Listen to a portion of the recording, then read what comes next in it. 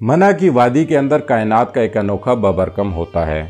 ये भी इम्तिहान हज़रत इब्राहीम अलैहिस्सलाम का है। उनके ख़ानदान ने कदम कदम पर इम्तिहानात दिए। पहले तो औलाद नहीं है, ये सदमा सहा। फिर औलाद हो गई तो अल्लाह ने हुक्म दिया कि बेटे और ज़ौजा को एक बयाबान में छोड़ आओ। आपने अल्लाह का हुक्म माना और वहीं अपनी ज़ौजा और बेटे को छोड़ आए और आकर ख़ुद फ़लस्तीन में आबाद हो गए।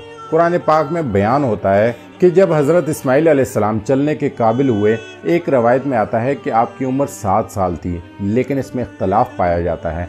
बाज़ के नज़दीक 8 साल, जबकि बाज़ 9 साल पर इत्तफाक करते हैं। हज़रत इब्राहीम अलैहिस्सलाम को अल्लाह तबारक व तआला की जानिब से हुक्म हुआ कि जाओ अपने अहले खाना से मिल आओ। एक तो सख्त तरीन सवार का इम्तिहान हुआ, फिर जब मुलाकात का हुक्म दे दिया तो साथ ये भी फरमाया कि जब बेटे से मिलने जाओ तो अपने साथ एक छुरी और एक रस्सी भी लेते जाना। हुक्म की तामील तो फ़र्ज थी, लेकिन हिकमत से नाशना। हज़रत इब्राहीम अलैहिस्सलाम ख़ुद को एक और इम्तिहान, जो कि ख़ुद भी न जानते थे, अब तक का कड़ा इम्तिहान साबित होगा। दिल को मजबूत किए मंजिल की जानिब रवां हो गए। तारीख़ में अगर इनके नाम बाकी हैं तो यूं ही नहीं है, इम्तिहान भी तो कितने बड़े थे। खलीलुल्लाह अहले खाना के पास पहुँचते हैं, अपनी ज़ौजा से मिले तो फरमाया बेटे को तैयार कर दो, एक दोस्त के हाथ दावत पर जाना है। माँ ने बेटे को नहलाया, धुलाया, बाल बनाए, नए कपड़े पहनाए। बेटे की मासूमियत और इसे तैयार देखकर बाप का दिल कांप उठा, लेकिन हुक्म की तामील जो लाजिम थी, बेटे को हमरा लेकर निकले। बेटा भी जो कि बलूगत की उम्र को है, अल्लाह से मांग मांग कर मिला, वो भी एक लौता बेटा। और बेटे पर अल्लाह की रहमत ऐसी कि उसकी पेशानी पर मोहम्मद का नूर नज़र आता है। ऐसा खुशनसीब बेटा हमरा लिए इब्राहीम अलैहिस्सलाम लरसते कदमों से मंजिल मकसूद तक रवां दवां है। एक हाथ से इब्राहीम अलैहिस्सलाम ने बेटे का हाथ थाम रखा है, जबकि दूसरे हाथ में छुरी और रस्सी छुपा रखी है, और जल्दी जल्दी मना की वादी की तरफ बढ़ रहे हैं। शैतान इस सब से बखबर था। इसने सोचा कि इस नाजुक मरहले और इससे कड़ा इम्तिहान इस ख़ानदान के लिए और क्या हो सकता है। मौका गनीमत पाया और चल दिया अपना फसाद पूरा करने। सीधा हज़रत हाजरा रज़ी अल्लाह अन्हा के पास पहुंचा और कहा, पता है शहज़ादे का कहाँ गए हैं? कहा, वालिद लेकर गए हैं दोस्त से मुलाकात करवाने के लिए। शैतान ने कहा, नहीं नहीं, इनको ज़बह करने के लिए लेकर गए हैं। बीबी हाजरा रज़ी अल्लाह ने कहा, सोच समझ कर बात करो, बाप हैं उसके, वो इसे ज़बह करेंगे? कोई बाप ही क्या अपने बेटे को ज़बह करता है, और क्या वो उन्हें बेकसूर ज़बह करेंगे? मैं जानती हूँ कि वो बेटा अपने बाप की किस कदर करियावजारी का नतीजा है। अल्लाह से कितनी रो रो कर दुआएं मांगी जब वो इन्हें फ़र्जंद मिला। शैतान ने कहा, वो ऐसा करने को अल्लाह का हुक्म समझते हैं। तो बीबी हाजरा रज़ी अल्लाह अन्हा ने कहा, जालिम तू कहीं शैतान तो नहीं? सुन, अगर ये रब का हुक्म है तो मेरी गोद में एक इस्माइल है, काश 1000 इस्माइल होते, तब भी राय खुदा में कुर्बान कर देती। ये सुनकर शैतान मायूस हो गया और वापस चल निकला और सीधे इस्माइल अलैहिस्सलाम के पास पहुंचा और कहा, तुम्हें पता है तुम्हारा बाप तुम्हें कहाँ लेकर जा रहा है? कहाँ? इस्माइल अलैहिस्सलाम ने पूछा। कहने लगा, तुम्हें ज़बह करने के लिए लेकर जा रहे हैं। इस्माइल अलैहिस्सलाम फरमाने लगे, सोच समझकर बात करो, तुमने उनकी आंखों की चमक नहीं देखी? जब मेरी तरफ देखते हैं तो यूं महसूस होता है जैसे उनकी आंखों से शहद टपक रहा हो। वो मुझे कैसे ज़बह करेंगे? शैतान ने कहा कि वो उसे अल्लाह का हुक्म समझते हैं। इस्माइल अलैहिस्सलाम फरमाने लगे, इस्माइल के वजूद में सिर्फ एक जान है, काश कि मेरे एक एक बाल में जान होती तो वो भी राह खुदा में कुर्बान कर देता।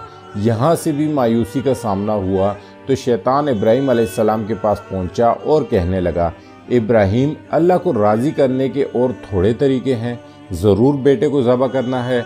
हज़रत इब्राहीम अलैहिस्सलाम ने शैतान मरदूद को बहकाते देखकर ज़मीन से कंकर उठाए और उसे मारना शुरू कर दिए। शैतान को अपने रास्ते से हटाकर मंजिल की तरफ बढ़ते चले गए। कुरान करीम ने इस सारे मंजर को यूँ बयान किया है। फिर हज़रत इब्राहीम अलैहिस्सलाम हज़रत इस्माइल अलैहिस्सलाम से मुखातिब हुए और फरमाया, मेरे बेटे, मैंने 3 रात मुतवातर एक ही ख्वाब देखा है कि मैं तुझे ज़बह कर रहा हूँ, इसलिए मुझे ये अल्लाह की तरफ से भेजा गया एक पैगाम लगता है। अब तू बता मेरे बेटे, तेरी क्या राय है? ऐसी बात सुनकर बेटे पर सख्ता तारी होने के बजाय کہ باپ کیا بات کر رہا ہے، لیکن اسماعیل علیہ السلام خزانِ نظر تھے یا کہ مکتب کی کرامت تھی؟ سکھائے کس نے اسماعیل کو آداب فرزند؟ اسماعیل علیہ السلام 2 قدم آگے بڑھے اور فرمایا، ابا جان ذبح کیا ہے، جو بھی حکم ہے کر لیجئے۔ رہی بات میری تو اگر میرے اللہ نے چاہا تو آپ مجھے ضرور صبر کرنے والوں میں پائیں گے۔ منع کی وادی ہے، باپ اور بیٹے دونوں نے طے کر لیا۔ باپ ذبح کرنے پر راضی، بیٹا ذبح ہونے پر راضی۔ یہاں اسلام منمانی کا نام نہیں ہے، محض اپنی خواہشات کو پورا کرنے کا نام اسلام نہیں ہے، بلکہ اپنے آپ کو مالک کے سپرد کر دینے کا نام ایمان ہے۔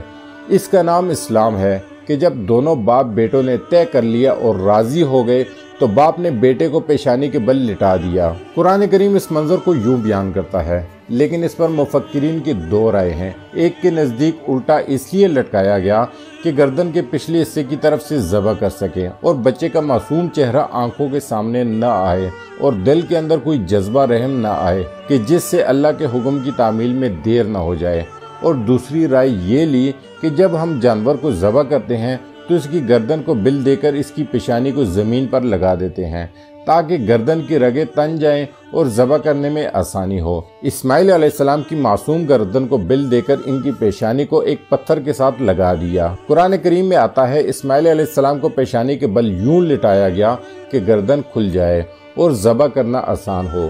خون کا امتحان تھا اور خون کے ہاتھوں تھے تو باپ ہی، لہٰذا یہ منظر دیکھ نہ پاتے، اس لیے اپنی آنکھوں پر پٹی باندھ لی، کیونکہ حکم کی تعمیل بھی تو ہر صورت کرنا تھی۔ سعادت مند بیٹا باپ سے کہتا ہے کہ ابا جان مجھے رسی سے جکڑ لیجئے، کہیں ایسا نہ ہو کہ میں تڑپوں اور اللہ کا حکم ادا کرنے میں دیر ہو جائے۔ یہ سن کر باپ نے بیٹے کو رسی سے جکڑ لیا، ہاتھ میں چھری تھام لی، ذبح کرنے لگتے ہیں تو بیٹا بولتا ہے، ابا جان رسیاں کھول دیجئے۔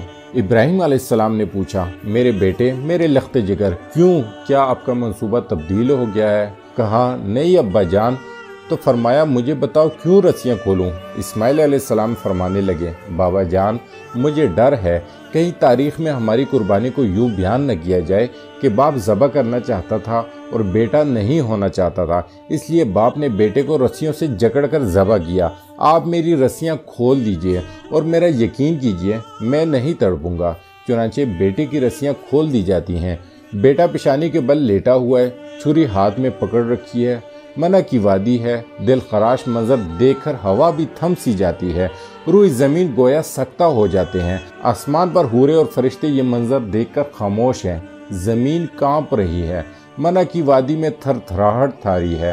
مالک قیامت آنے والی ہے۔ فرشتے اللہ سے پوچھ رہے ہیں، مالک تیرے حکم کی تعمیل میں تیرا بندہ انتہا کو پہنچ چکا ہے، کیا یہ قیامت ہے یا قیامت اس سے بڑھ کر ہوگی؟ اللہ فرمانے لگے، تم کہتے تھے مالک تو انسان کو پیدا کر رہا ہے، انسان زمین پر فساد کرے گا جسے ہم سجدہ کریں گے۔ اب تم میرے بندے کی ادا تو دیکھو، ذرا میرے بندے کا انداز محبت تو دیکھو، میری فرما برداری، اطاعت اور انکساری کی انتہا تو دیکھو، اور میرے بندے کی صبر کی مثال تو دیکھو، اور دیکھو کیسے میرا بندہ میرے حکم کی تعمیل کر رہا ہے۔ اس لمحے نازک میں کائنات کی آنکھیں چپک رہی ہیں، سورج منہ چھپا رہا ہے کہ یہ منظر دیکھا نہیں جا رہا، اور منع کی وادی تھر تھر کانپ رہی ہے کہ ایک بوڑھا باپ ہاتھ میں چھری پکڑے اپنے نونہال فرزند کو ذبح کر رہا ہے۔ عجیب منظر ہے کائنات کے اندر۔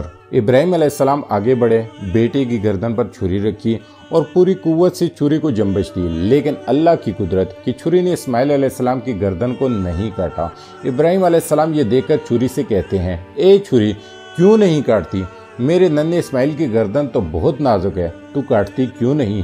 چھری کو اللہ پاک نے آواز دی، کہنے لگی، اے خلیل اللہ، آپ کاٹنے کو کہتے ہیں اور اللہ رب ذوالجلال کہتا ہے کہ اگر تو نے اسماعیل کا ایک بھی بال کاٹا تو تجھے جہنم کی گہرائیوں میں پھینک دوں گا۔ اے خلیل اللہ، آپ کی مانوں یا رحمان کی مانوں؟ ابراہیم علیہ السلام نے کہا، چھری تیرا کام تو کاٹنا ہے۔ چھری نے کہا، حضرت آگ کا کام بھی تو جلانا ہوتا ہے، جس نے آگ کو جلانے نہ دیا یہ بھی اسی کا حکم ہے۔ اس کا مفہوم تو حضرت ابراہیم علیہ السلام یہ بھی نکال سکتے تھے کہ میں نے اللہ چھری چلا دی، اب اگر چھری نے نہیں کاٹا تو اس میں میرا کیا قصور؟ لیکن نہیں، حضرت ابراہیم علیہ السلام نے دوبارہ چھری کو تیز کیا، اسماعیل علیہ السلام کی حلق پر چھری کی نوک رکھی اور اپنا سارا وزن ڈال دیا۔ فرشتے یہ دیکھ کر حیران ہیں۔ اللہ فرماتے ہیں، اے جبریل جاؤ اور جنت سے منڈا لے جاؤ، میرا خلیل پیچھے ہٹنے والوں میں سے نہیں۔ دورانچہ جبریل امین علیہ السلام جنت سے منڈا لے کر جاتے ہیں، حضرت اسماعیل علیہ السلام کو چھری کے نیچے سے ہٹاتے ہیں، اس کی جگہ منڈا رکھ دیتے ہیں۔ اب حضرت ابراہیم علیہ السلام ایک مرتبہ پھر چھری چلاتے ہیں، اس بار گردن کٹ گئی، خون بہنے لگا۔ خون کی چھینٹے حضرت ابراہیم علیہ السلام پر پڑے تو دل لرز اٹھا، خیال آیا شاید کام ہو گیا، دل باپ کے جذبات سے لبریز ہو گیا۔ ابراہیم علیہ السلام نے اپنی آنکھوں سے پٹی ہٹائی تو دیکھا سامنے کا منظر ہی بدل چکا تھا۔ جس کو بیٹا سمجھ کر ذبح کیا وہ بیٹا نہیں تھا بلکہ دمبا تھا، اور جبریل امین علیہ السلام پاس کھڑے ہیں اور اسماعیل علیہ السلام بھی ان کے پاس کھڑے مسکرا رہے ہیں۔ بے ساختہ زبان سے نکلا اللہ اکبر۔ اسماعیل علیہ السلام بولے لا الہ الا اللہ اللہ اکبر وللہ الحمد۔ جبریل امین علیہ السلام بولے اللہ اکبر وللہ الحمد۔ اب دونوں حضرت ابراہیم علیہ السلام اور اسماعیل علیہ السلام کو یقین تھا یہ سارا اہتمام اللہ کی طرف سے ہے۔